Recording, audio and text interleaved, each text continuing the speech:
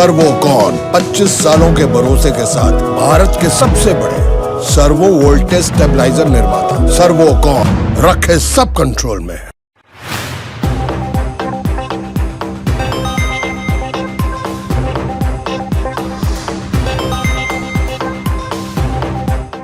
चीन बॉर्डर पर देश की रक्षा को मजबूत करने के लिए मोदी सरकार ने बड़ा कदम उठाया है। खबर के मुताबिक मोदी कैबिनेट ने आईटीबीपी की 7 नई बटालियन के प्रस्ताव को मंजूरी दे दी है। इसके अलावा 47 नई सीमा चौकियों और 1 दर्जन स्टेजिंग कैंप या सैनिक बेस का निर्माण किया जाएगा। इतना ही नहीं, नई बटालियन में 9400 नए पदों पर जवानों की भर्ती की जाएगी। इसके साथ ही कैबिनेट ने 4.1 किलोमीटर लंबी सिंकुला टनल के निर्माण को भी मंजूरी दे दी है कि इस टनल से लद्दाख में ऑल वेदर कनेक्टिविटी की सुविधा मिलेगी। बता दें कि केंद्र ने ये फैसला ऐसे वक्त पर लिया जब भारत और चीन के बीच पूर्वी लद्दाख में मई 2020 में हिंसक झड़प हुई थी।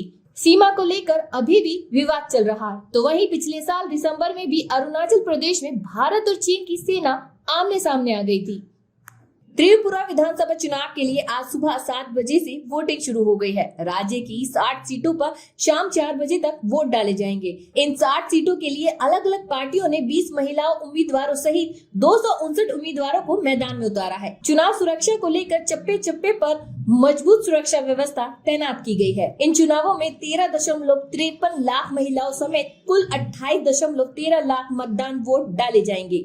बता दें कि चुनाव के बीच प्रधानमंत्री नरेंद्र मोदी ने गुरुवार को त्रिपुरा में लोगों से रिकॉर्ड संख्या में मतदान करने और लोकतंत्र के त्योहार को मजबूत करने की अपील भी की है। इसके साथ ही उन्होंने कहा कि मैं विशेष रूप से युवाओं से अपने मताधिकार का प्रयोग करने का आह्वान करता हूं।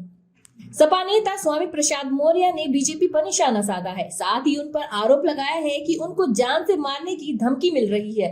इतना ही नहीं, उन्होंने ये भी बताया कि उनका सिर तलवार से काटने के लिए कहा जा रहा है। इसके लिए इनाम का भी ऐलान हुआ है और न ही उनकी हत्या की साजिश करने वालों के खिलाफ कोई कार्यवाही की जा रही है और न इसके खिलाफ कोई एक्शन लिया जा रहा है, जिससे साबित होता है कि बीजेपी की राज्य और केंद्र की सरकार हत्या की साजिश करने वालों के साथ शामिल है।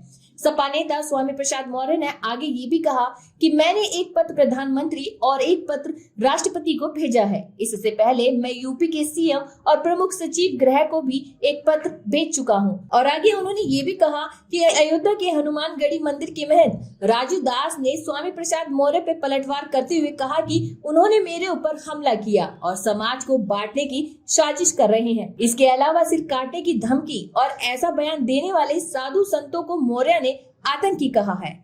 यूपी बॉर्डर 2023 परीक्षा का आगाज आज यानी 16 फरवरी से शुरू हो चुका है, जिसमें करीब 58 लाख छात्र छात्राएं इस बार बोर्ड परीक्षा में भाग ले रहे हैं। परीक्षा को लेकर इस बार बोर्ड काफी सख्त है। इस सख्ती का कारण कुछ हद तक आसपास के राज्यों में लीक हुए पेपर को माना जा रहा है। इस बार बोर्ड परीक्षा की निगरानी के लिए लखनऊ में 2 कंट्रोल रूम बनाए गए हैं। इस कंट्रोल रूम से सभी जिलों के परीक्षा के केंद्रों की निगरानी लाइव की जाएगी। सीएम योगी ने इस बार परीक्षा को लेकर कड़े निर्देश दिए हैं। इसी के मद्देनजर लखनऊ के डीएम अचानक केसरबाग के सेंटियल इंटर कॉलेज पहुंच गए और डीएम को अचानक देख कॉलेज में हड़कंप मच गया। इतना ही नहीं, सभी केंद्र के अधिकारी इधर उधर भागते हुए नजर आए। डीएम सूर्यपाल गंगवार ने परीक्षा के केंद्र पर पहुंचकर सभी व्यवस्थाओं का जायजा लिया। साथ ही उन्होंने निर्देश दिया कि जो भी परीक्षा में नकल करते या कराते या परीक्षा से जुड़ी किसी अन्य गतिविधि में शामिल पाया गया तो उस पर एनएसए के तहत कार्रवाई की जाएगी।